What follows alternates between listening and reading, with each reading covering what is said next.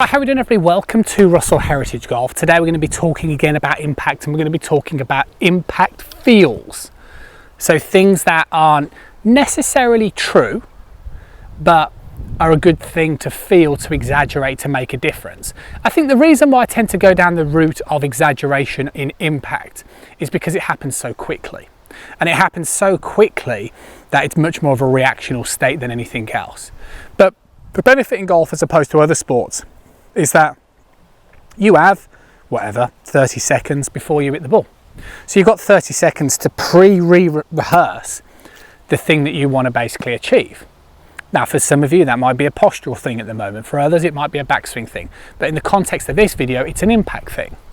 And this is something that's worked really well recently. And I've actually created a video very similar to this one recently as well on the channel. And it was well received.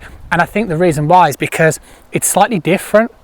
And I think that what we hear about impact is that we're hitting down on the ball and you want to try and control the low point, and all these things are kind of true. But today's video is going to be slightly different, and we're going to be talking more about the handle, and we're going to be kind of exasperating the feeling of the handle pointing for a right-handed golfer to the right of the target, but also for the feeling that the handle is going to be rising coming in towards the hit. So the handle not necessarily working low, the handle actually working more up.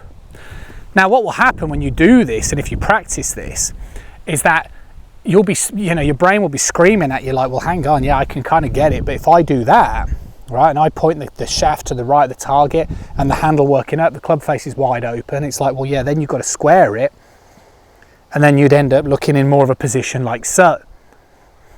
And that's basically what I'm kind of suggesting, as I did in the previous video. You do this and this, and then if you watch the previous video where we use the chair drill, and you incorporate the two together, which I won't go into detail for the context of this lesson, but you bring the chair back in and you start kind of, working on that, and then you come in towards the hit and you keep the left hip back and you're hitting the ball in this sort of fashion as a feel, then you're on to a winner. Especially with driver. What happens with the driver is that we need the hand path to work wider to help us hit up on the ball. And another great way to do that is, to go more this way with the handle. Yes, it will feel like you're going to hit it massively to the right, but that's when you need to square it with the back of that left wrist. And that's going to deliver you much better club path and club face delivery, which will help you out with things like the spin rate and obviously also the starting direction and curvature. So you just have to mess around with it really and just experiment.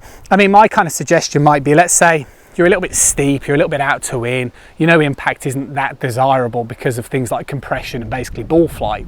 Well, then every time you hit a shot, you just need to reflect. So maybe you kind of get the handle working up, but you notice that the contact was okay, but it's off towards the right-hand side. So on the next swing, you would then have to just think a little bit more about the same thing, but about the club face. And let's say that you next noticed that it was better, but then the ball went a little bit more low and left, well then you'd have to again then exasperate not only the club face but the handle and trying to deliver it much higher. And then if you started to notice that maybe you were contacting the ground a little bit early, then as you're doing this, you just want to get your hands more in front because it helps you control the low point. It'll also help you shift your body, and it will just help you improve that contact and compression. Like I say, there's an element of exaggeration in this. But I think it's a really, really important thing to exaggerate impact because, like I said, the speed as to which it happens.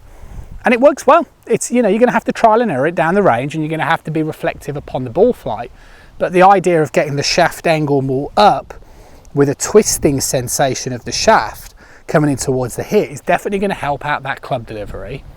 It's definitely going to help the driver add width because as the handle's going to go up, the club's going to feel like it goes down to help you add width rather than this way. It's going to give you sweeter contacts when you kind of get it right.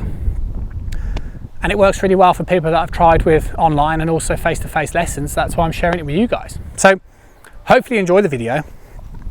Always appreciate a thumbs up, like. Work on it.